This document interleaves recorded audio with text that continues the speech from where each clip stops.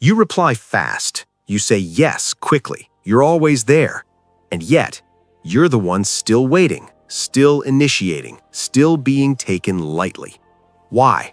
Because availability isn't kindness, it's a signal, and yours is screaming low priority.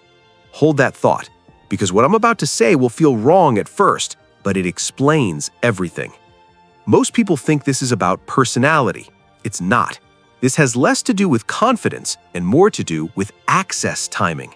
Because people don't respond to effort, they respond to perceived value signals. And one of the strongest signals? How easily they can get you. Let's trace the mechanism. Chapter 1. The availability illusion. Watch how this plays out in a normal day. Someone texts you, you see it instantly, you reply instantly. Feels polite, feels right. But here's what your brain doesn't notice. You just removed all friction.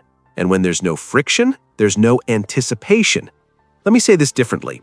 When something is always available, the brain stops assigning importance to it.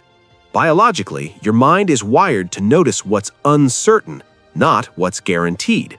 So when you're always there, no delay, no space, no pause, you become predictable. And predictable gets ignored. But here's what nobody tells you. I once noticed two people in the same group chat. One replied instantly to everything, the other responded, but with space. Guess who people waited for? Not the fast one, the one with timing control. People didn't value their personality more, they valued their presence less available. This is where the pattern locks in. Chapter 2. The hidden cost of instant response. The system responds to speed in a very specific way. Fast response equals low demand signal. Slow intentional response equals perceived priority. Let me be precise. It's not about being slow, it's about not being instantly accessible on demand. There's a difference. You're not replying fast because it's necessary. You're replying fast because you don't want to lose connection, and that's the exact signal that lowers your position. Think about this. Every time you reply immediately, agree instantly, show up without pause, you're training people to expect you, and expectation removes appreciation. This is where authority is either gained or quietly lost. A simple analogy, a TV remote. If it works every single time instantly, you stop noticing it. But the moment it delays, you suddenly pay attention. Human attention works the same way. Availability without pause equals background noise. Controlled access equals focus. If this connects, hit like. It tells me this level of insight actually lands. This is where most people stop. Don't. Chapter 3. The Access Control Shift. Here's what happens after you change one behavior. You stop being instantly available. Not rude, not distant, just not immediate. The first thing you'll notice? Silence. People don't respond instantly. Some even pull back. And most people panic here. They think, did I lose them? No. You just removed a pattern they were used to. Hold that thought. What happens next determines everything. If you stay consistent, something flips. People start reaching out again, initiating conversations, paying more attention. Why?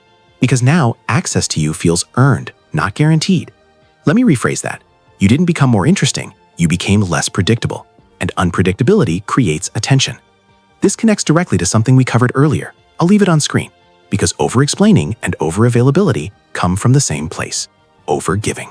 Chapter 4. The calibration, not extremes. So how do you apply this without becoming distant?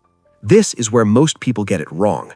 They swing to extremes, from always available to completely unavailable. That's not power, that's inconsistency. Here's the actual move. Controlled delay. Not ignoring, not playing games, just choosing when you respond. Your brain and theirs track patterns. When your availability becomes slightly unpredictable, it triggers attention, because now the brain has to track you again. Most people miss this moment. Don't. Try this. Don't reply instantly every time. Don't always say yes immediately. Let conversations breathe. Not to manipulate, but to stop overexposing your availability. I'll be honest, I used to measure my worth by how fast people replied to me. A slow text felt like rejection, so I made sure I was never slow. I thought I was being reliable, but I was just teaching people that my time didn't matter. That shift didn't happen until I let myself sit in the silence and realized I was still okay.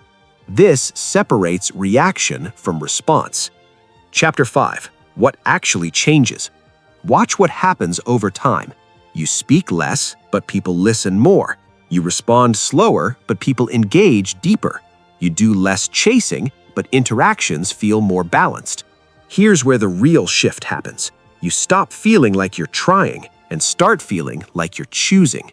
That's the difference. You're no longer reacting to people. You're deciding how people access you, and that changes everything. People who master this don't become distant, they become selective. They don't give less value, they stop giving it too easily. Here's the part most miss. This isn't about controlling others, it's about controlling your availability pattern. Because once people know they can't always reach you instantly, they start respecting the moments they can. This continues or shifts with your next response. Look, this channel lives or dies by videos like this. If this connected, hit like, it tells me to keep going. Comment access if you're ready to stop being taken for granted. And if you want more of these uncomfortable truths, subscribe, because the people who treat you for a priority start with how you treat yourself.